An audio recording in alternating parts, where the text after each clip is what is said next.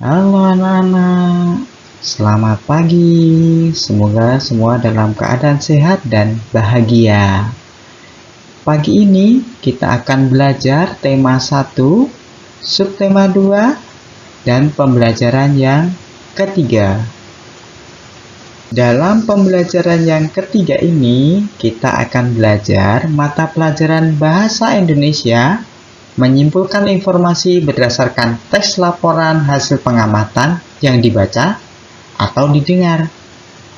Yang kedua, mata pelajaran IPA, membandingkan cara perkembangbiakan tumbuhan dan hewan. Jangan lupa untuk subscribe, like, dan share.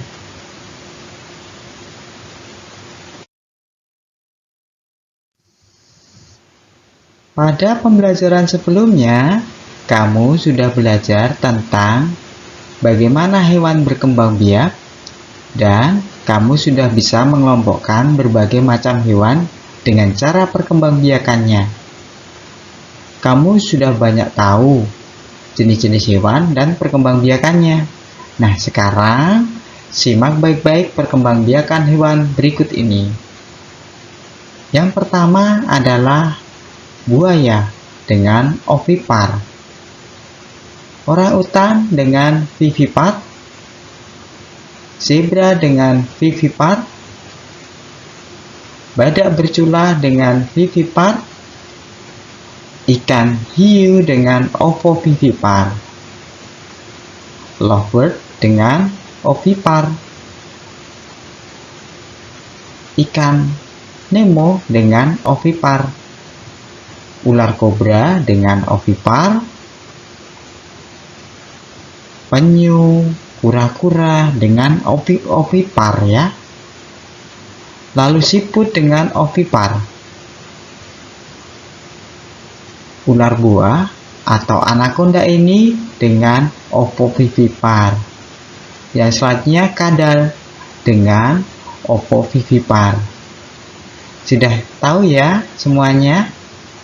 Nah, selanjutnya kamu tentunya sudah tahu cara perkembangbiakan berbagai jenis hewan. Cara perkembangbiakan hewan ada 3, yaitu ovipar, vivipar, dan ovovivipar. Tugasmu adalah tuliskan dalam bentuk peta pikiran perkembangbiakan hewan. Nah, peta pikiran ini berisi apa? Peta pikiran ini berisi tentang cara perkembangbiakan hewan, penjelasan atau pengertian perkembangbiakan tersebut, ciri-ciri perkembangbiakan tersebut, dan tuliskan 3 contoh hewannya.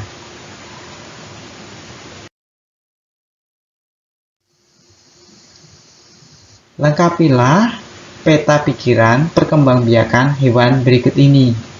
Yang pertama, ovipar. Tuliskan apa itu pengertiannya, ciri-ciri perkembangbiakan ovipar. Kalau tidak tahu, simak lagi pembelajaran sebelumnya. Yang selanjutnya adalah 3 contoh hewan yang berkembang biak dengan ovipar. Tugas yang kedua ini yaitu vivipar. Apa itu pengertian dari vivipar?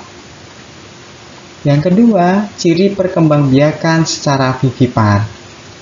Simak ya dalam pembelajaran sebelumnya. Buka lagi materi pada pembelajaran sebelumnya. Yang selanjutnya adalah sebutkan 3 contoh hewan yang berkembang biak secara vivipar. Tugas yang ketiga adalah ovovivipar. Apa pengertian dari ovovivipar? Apa sih ciri-ciri perkembangbiakan secara ovovivipar? Dan tuliskan 3 contoh hewan yang berkembang biak secara ovovivipar. Ingat, tidak boleh menyebutkan yang sudah ada di gambar. Dalam pembelajaran bahasa Indonesia ini, Indonesia memiliki berbagai jenis hewan. Hewan tersebut memberikan bahan makanan yang berlimpah dan manfaat lainnya. Kita harus mensyukuri kekayaan yang dimiliki Indonesia. Sekarang mari kita mengingat. Tentunya kamu masih ingat ya cara menentukan ide pokok dari teks yang didengar. Sekarang caranya adalah dengarkan baik-baik bacaan yang dibacakan gurumu. Yang kedua, tentukan kalimat utama dari paragraf tersebut. Yang ketiga, apabila kamu belum menemukan kalimat utama, ulangi teks yang dibacakan gurumu. Yang selanjutnya, ringkaslah kalimat utama dalam beberapa kata. Nah, nanti kamu akan menemukan yang namanya ide pokok. Pak Guru akan memberikan contoh mencari ide pokok.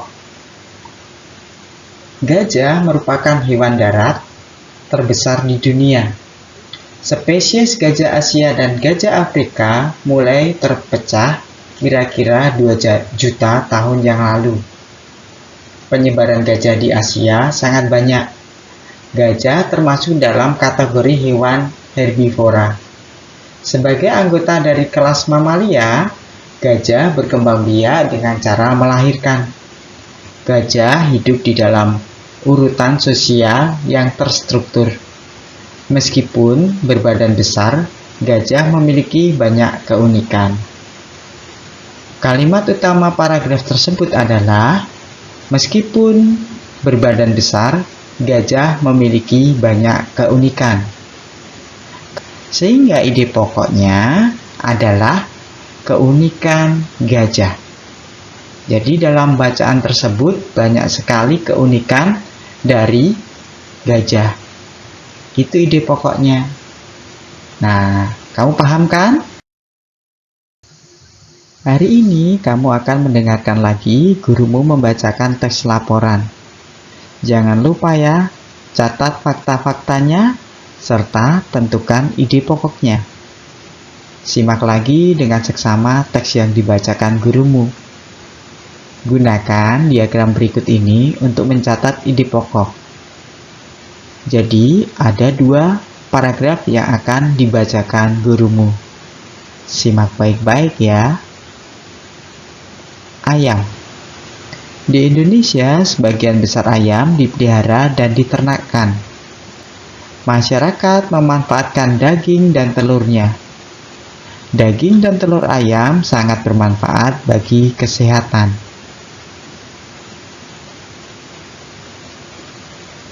Ayam jantan dan betina memiliki perbedaan. Ayam jantan lebih besar dari ayam betina. Ia memiliki jalur panjang dan berjengger lebih besar. Bulu ekor ayam jantan panjang dan menjuntai. Ayam betina berukuran lebih kecil dan tidak memiliki jalur, tetapi memiliki jengger kecil. Bulu ekornya pendek. Pak Guru bacakan satu kali lagi ya. Ayam. Di Indonesia, sebagian besar ayam dipelihara dan diternakkan. Masyarakat memanfaatkan daging dan telurnya. Daging dan telur ayam sangat bermanfaat bagi kesehatan tubuh.